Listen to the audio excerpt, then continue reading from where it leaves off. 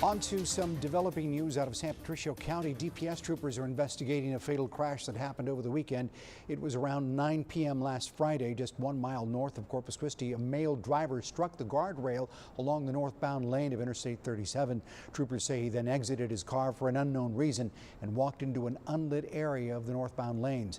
That's when a Chevy Tahoe struck the man walking in the dark roadway. The man was transported to Spawn Shoreline Hospital, where he was later pronounced deceased, and he's been identified as 30-year-old Israel Perez Jr. DPS continues investigating.